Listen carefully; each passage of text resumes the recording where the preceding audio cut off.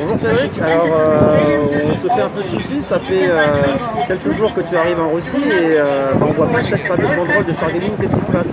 Ouais, donc effectivement, donc je suis arrivé en Russie il y a 2 matchs maintenant.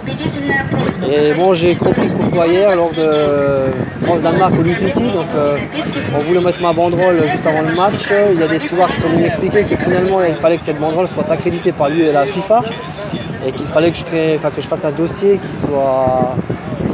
qui passe devant une commission pour savoir si c'est accepté ou pas pour pouvoir l'accrocher. À cause justement des dimensions, comme quoi la banderole est trop grande par rapport aux dimensions réglementaires.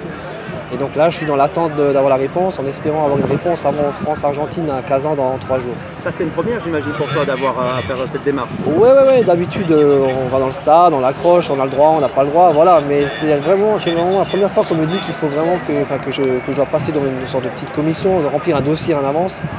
Et j'étais surpris en voyant d'autres matchs, que ce soit les Allemands, les Anglais qui avaient justement, ou les Argentins hier soir, des grandes banderoles beaucoup plus grandes que la mienne. Et je me disais, tiens, c'est bizarre, ils font un excès de zèle par rapport aux Français ou pas. Mais non, c'est vraiment réglementé. Donc c'est maintenant à moi de faire les démarches, ce que j'ai donc fait. Et puis j'attends donc la réponse positive, quoi.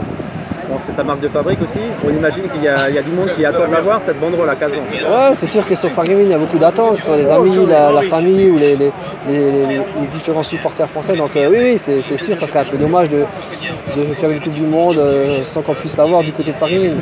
Bon, en tout cas, malgré l'absence de banderole, toi, tu peux quand même faire pas mal de matchs. Ah oui, donc là maintenant c'est prévu demain Tunisie-Panama, donc la grosse affiche du mondial.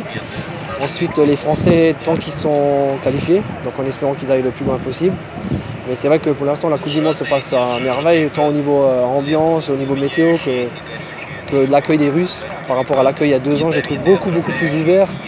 Et donc je pense aussi que l'engouement fait par les Américains du Sud, que ce soit les Mexicains, les Péruviens, les Brésiliens, fait beaucoup pour cette ambiance.